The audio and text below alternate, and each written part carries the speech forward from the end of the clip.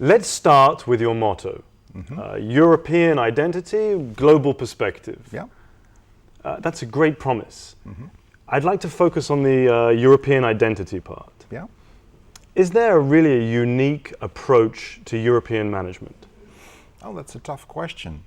The way we address it is that we are not using a lot of US textbooks or business cases.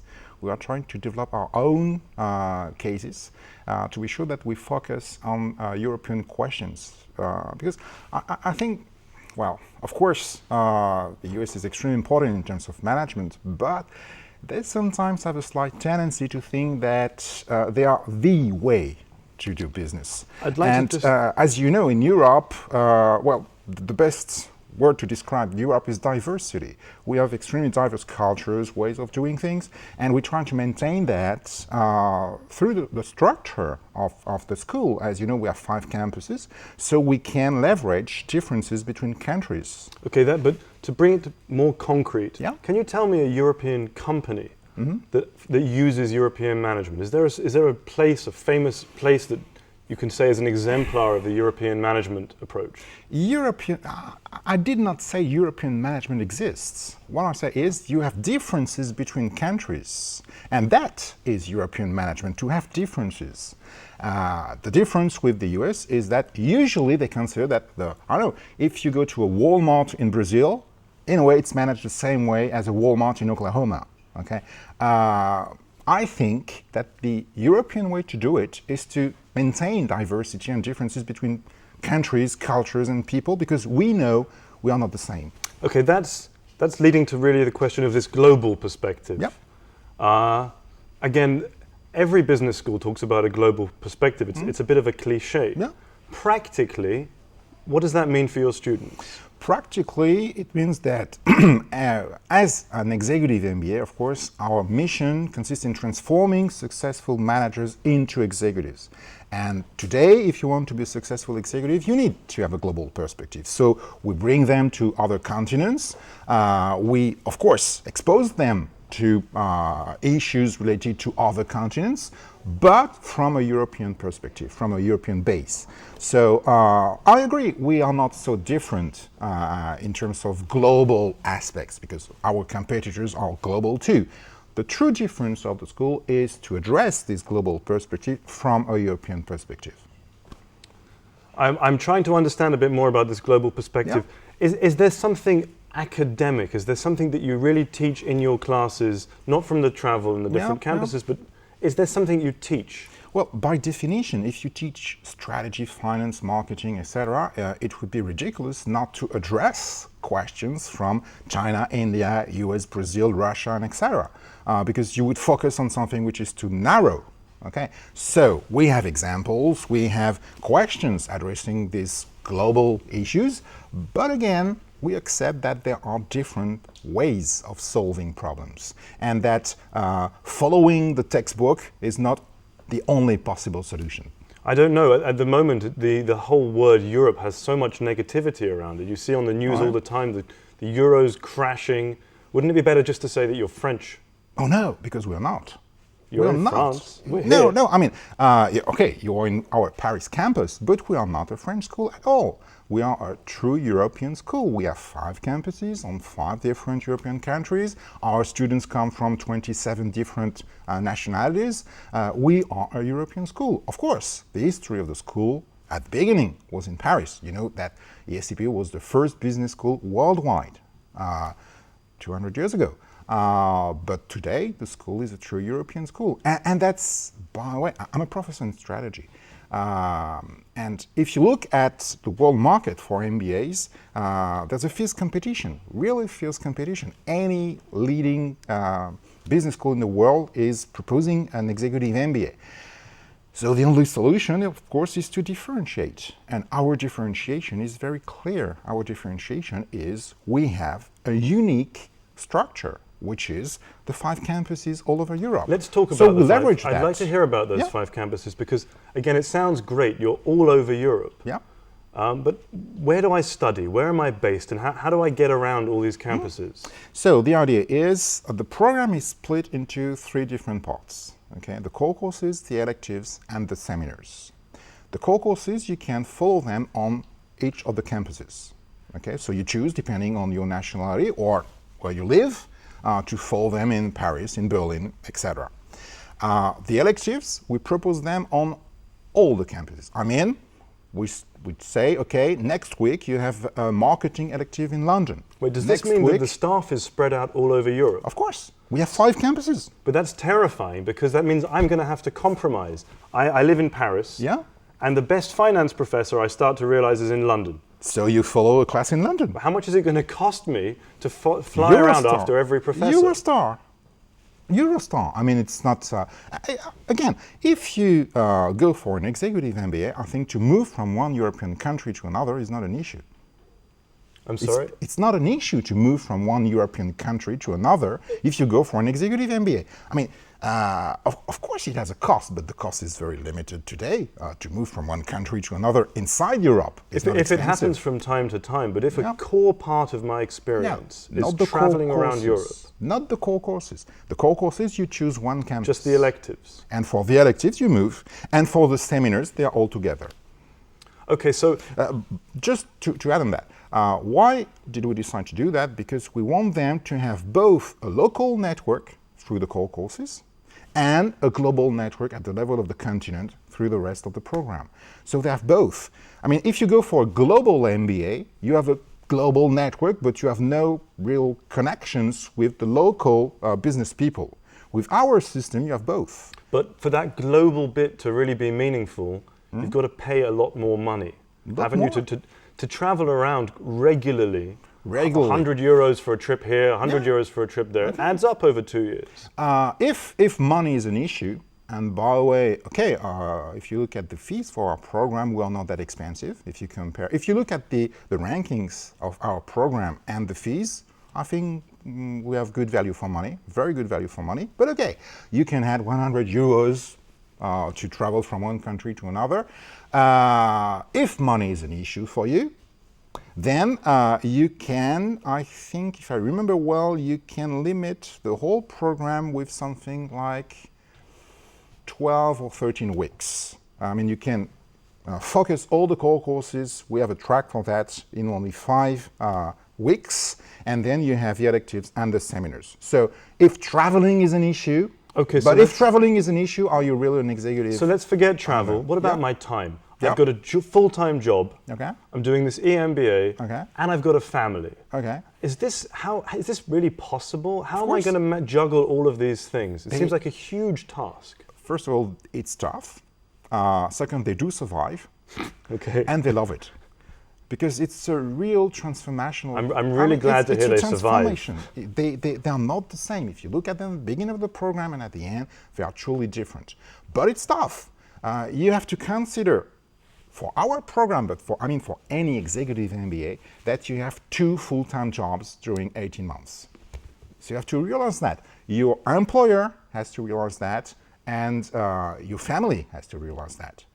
And we insist on these elements during the interviews. And what would you say is the biggest single inconvenience of that course?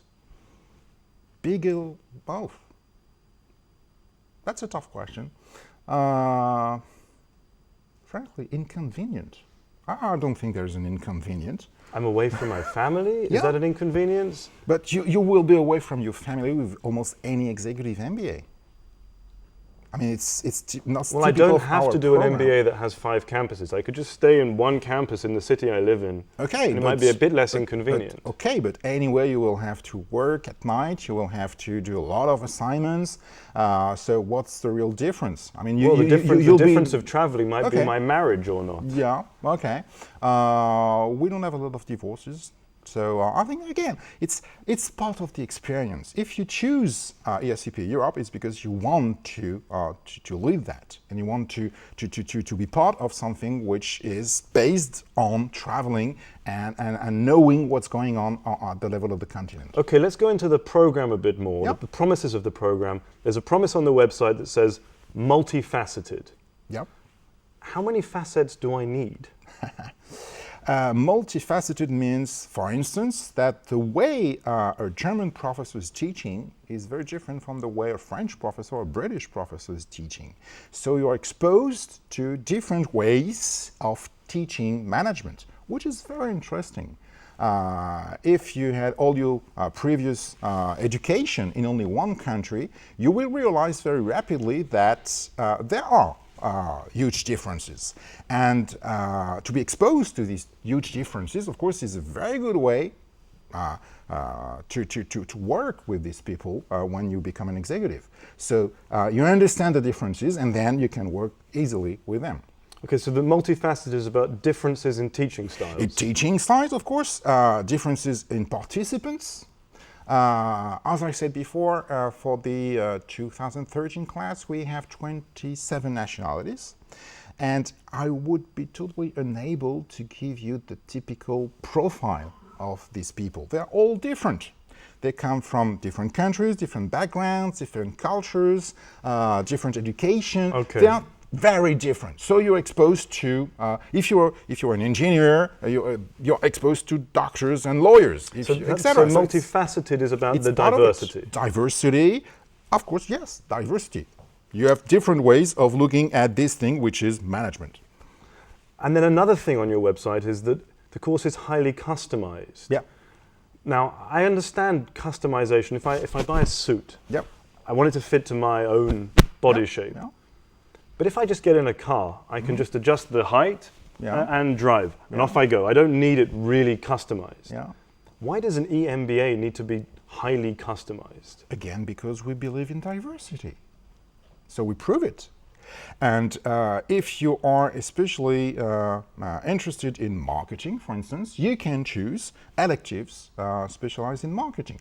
Something which is, I think, almost unique on the market is the number of electives we propose.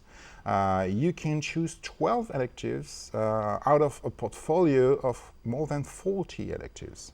So it's the level of choice is, I think, very unique in the market. And something I would like to add with that, we've decided to implement what we call the post-experience electives, meaning that once you graduate, as an alumnus, you can come back to the school and follow electives during your entire life in order to refresh and update your knowledge. Does anybody actually take those post-MBA electives? Of course. Yes. If you did your job right first time, surely they wouldn't need to come back to school. No, because management is evolving every day. So if you graduate, 5 years ago, there are totally new things in marketing, in finance, and etc. And just to update your knowledge, it's a very good idea to go back to your school. And it maintains contacts with the school, with the participants. I can see how it's good for the school. Yeah. It's more income, and it keeps the alumni coming back. But if I did my MBA, I've done my EMBA, I've invested 2 years, it's been very, very hard, like you said, very difficult time. Surely I just want to get on with my career. I don't want to come back to school. They want to come back because they had a truly positive experience, and they do come back. They are part of our community, and they don't want to just to brag and to go away.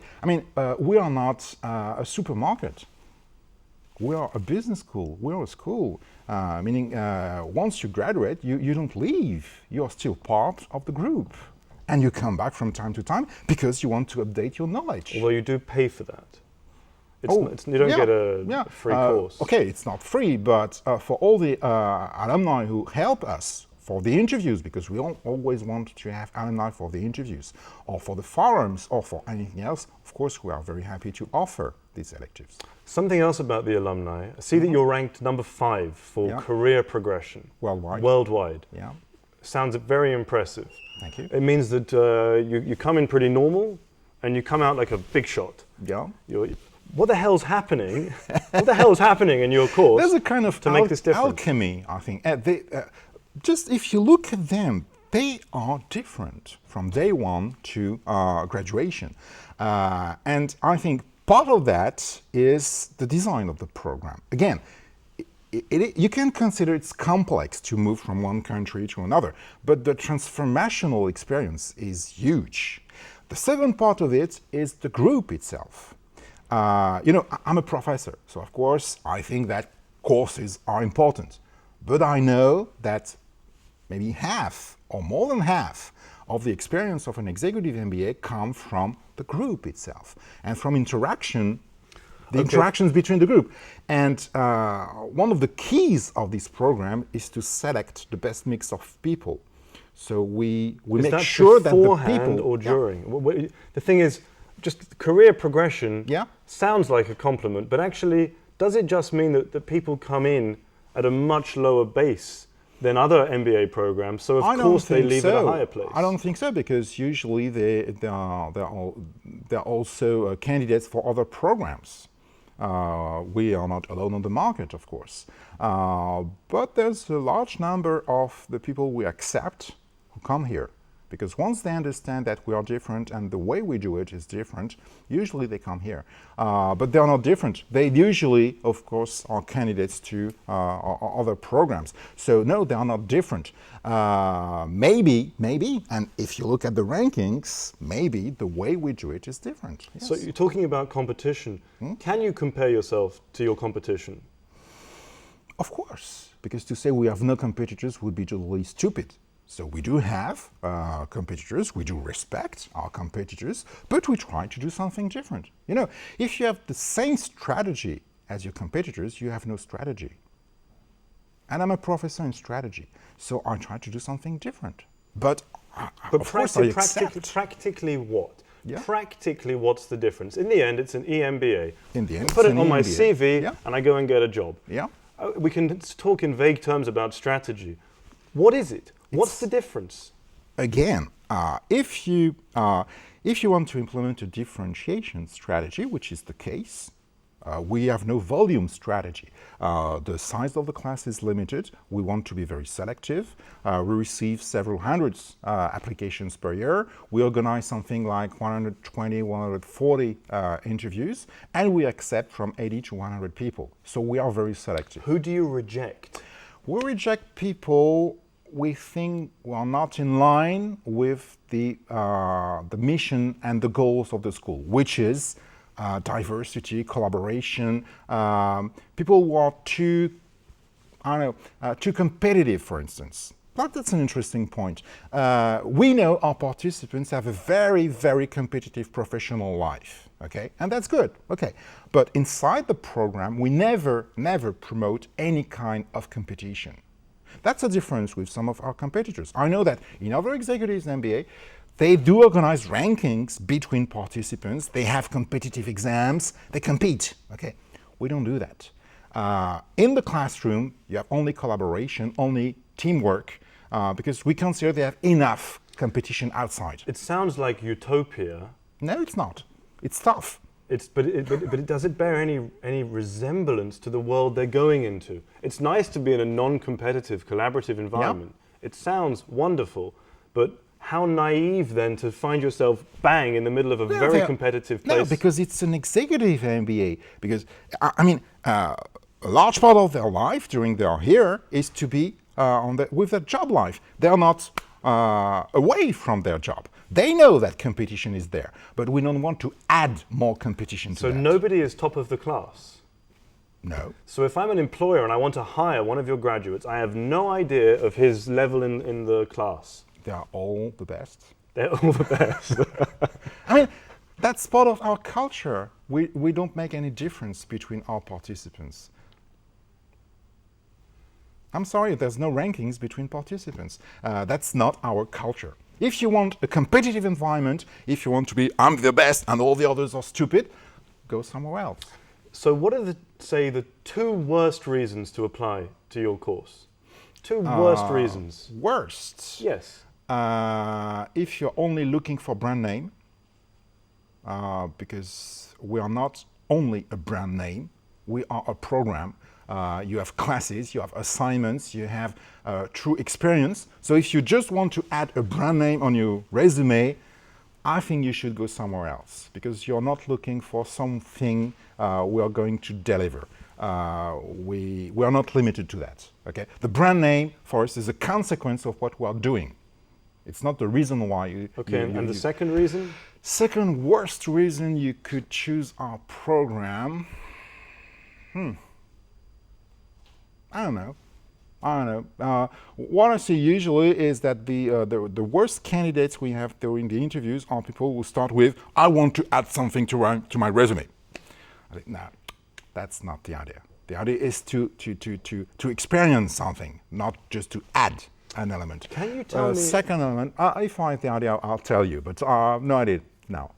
You can call me. Yeah, with Give pleasure. me a phone call. Yeah, with pleasure. Can you tell me about a recent graduate who has inspired you from the course?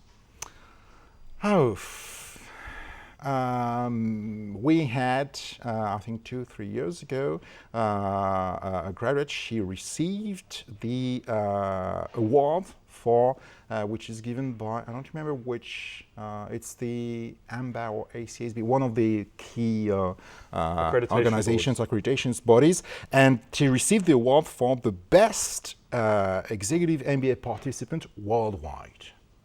Who did she sleep with? Oh. No, I'm only joking. I mean, yeah, you were joking. Yeah, no. What she did is she created an NGO, and this NGO is extremely successful, and she was very great. And we are trying to have her with us from time to time, because each time she comes here, I mean, it's enlightening.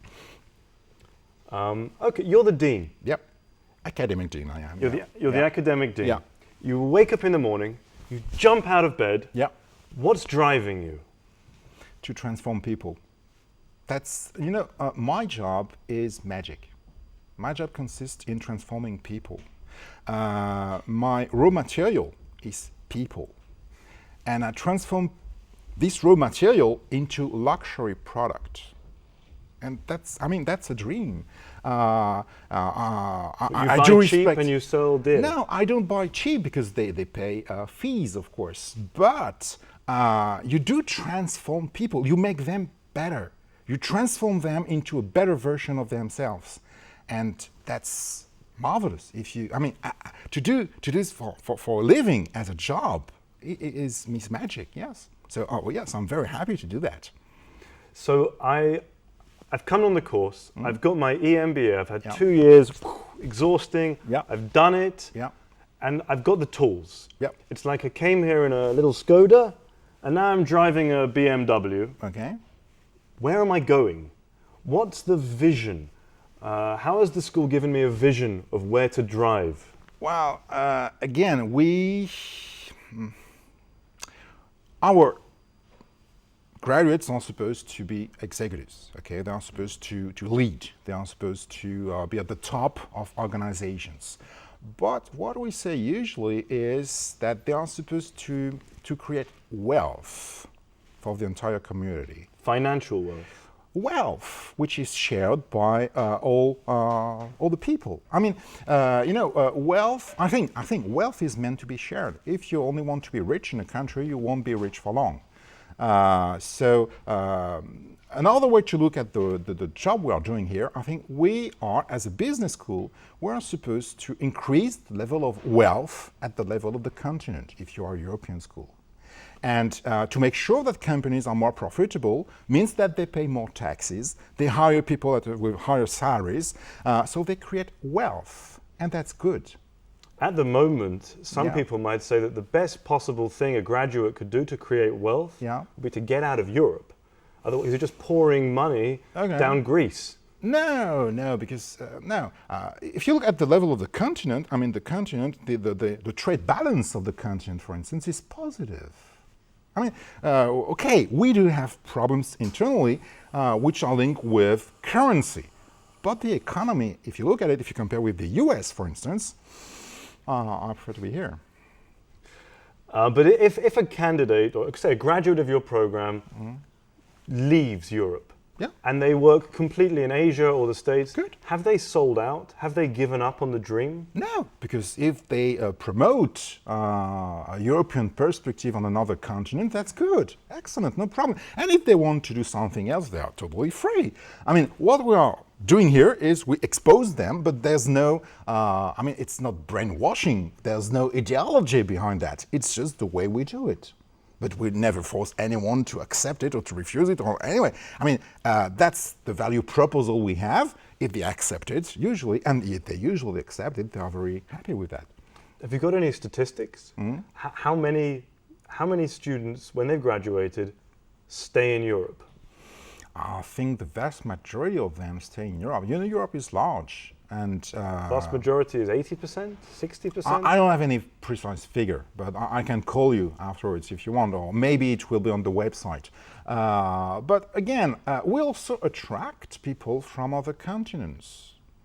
So it means that they're looking for something they don't find in their continent. And usually when we attract people from Canada or the US, that's exactly what they say. They say, we want to have something which is not a one-size-fits-all way of doing business.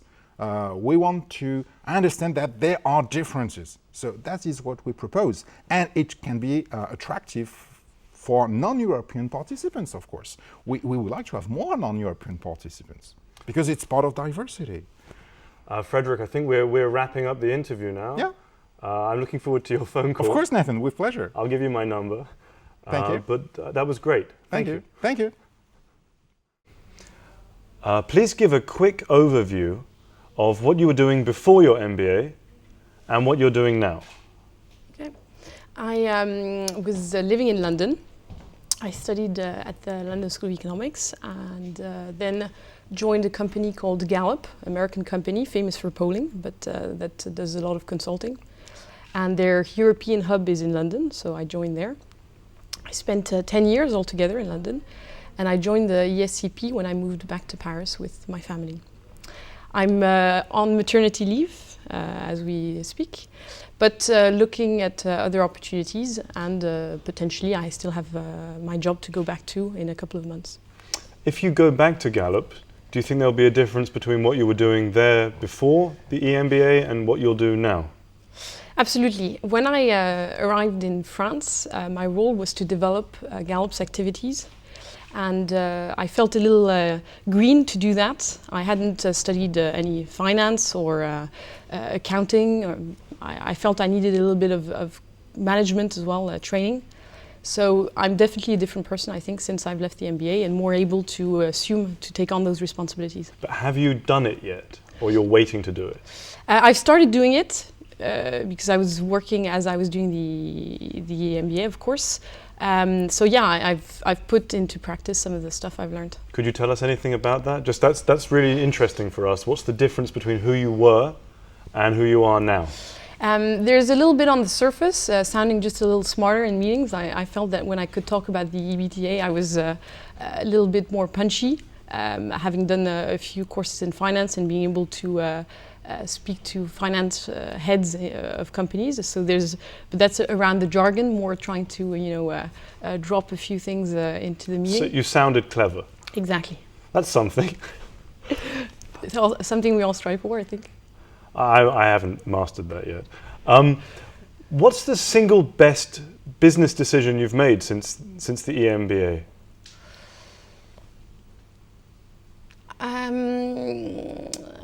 I would say it's a decision that's related to other people.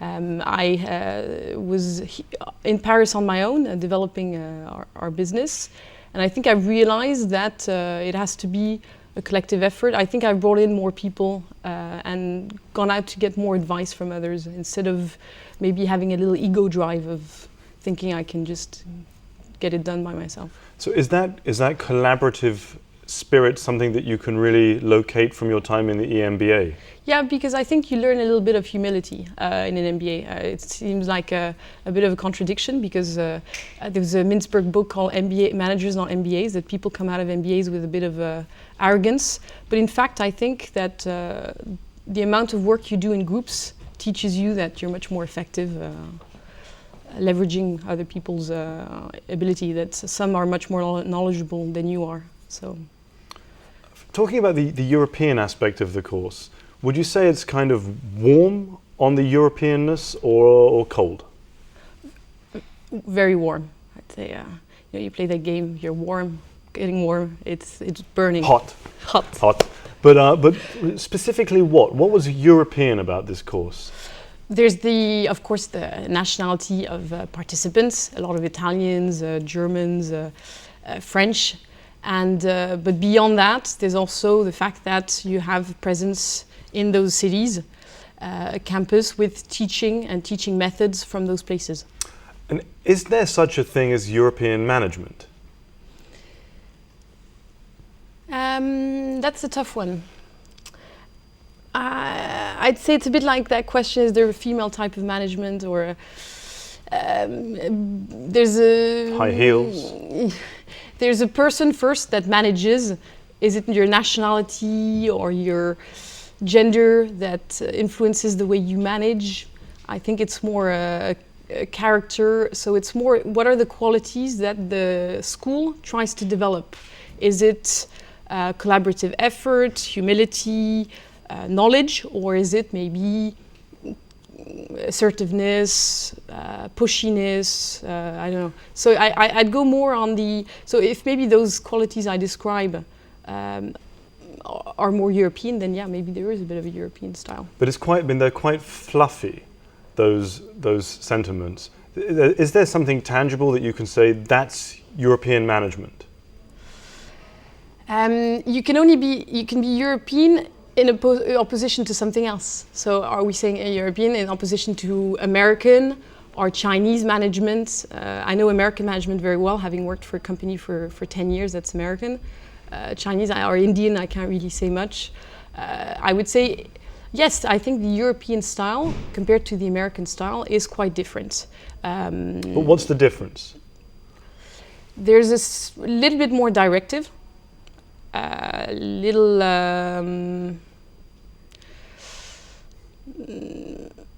There's a little less recognition sometimes, I think, in the recognition, encouragement. In the American style? No, I would say the American style of management, they've worked on the question for maybe a longer period than we have. MBA historically started in the United States. So I think maybe on that sense of consensual, democratic sort of management style where you recognize a lot of people, you encourage, maybe they're a little bit more ahead. And I'm not basing that on a personal opinion. I think statistically, Gallup looks at some of those polls, the workforce in the US tends to be more engaged and management tends to be of a bit of a better quality.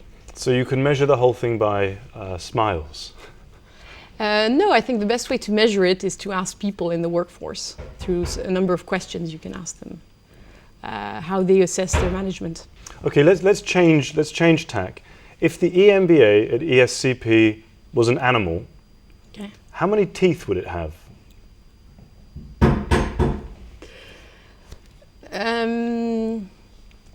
2 big ones. 2 big ones, like Bugs Bunny. Yeah, or like like the big teeth of a shark, or I don't know. And why? The essentials. Fine. You don't need lots of teeth that won't help you get into the subject. I don't know. Just into the meat. Exactly. So imagine there was a rating site for professors, like a TripAdvisor or something. Is there a professor you'd give a 5-star ranking? There were a few. I'd say there were 3. 3. Do you want to tell us something about one of them? Or 2 of them? Okay, there was a strategy teacher, fantastic, finance and economics. So 3 very important subjects. What was it about that strategy professor that was outstanding? Number of examples from companies. Going back to the European... practical examples? Practical examples in the press. A lot of European examples, companies that have gone through major transitions and very very pragmatic examples. In the whole experience of your EMBA, was there one really surprising thing that happened to you? I became pregnant. Which professor can we thank? My husband, of course. Your husband, of course. Was there anything surprising that happened to you during the course, in terms of your career progression, your ideas, your understanding?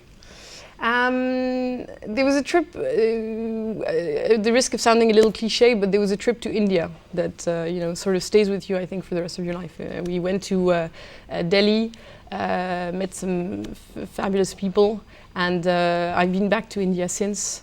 So I think in terms of life-changing experiences, I would say that was one of them. Can you imagine doing work in India? I would love to, yeah. I have a few friends who live there and have been very happy. I have a lot of Indian friends, so absolutely. Can you play the tabla? Yes! You can? It's on camera. It was caught on camera. That was a great night where all the women wore saris, and yeah, I did do that. That's very, very impressive. Could you give us a little demonstration? I need something. Maybe this iPad?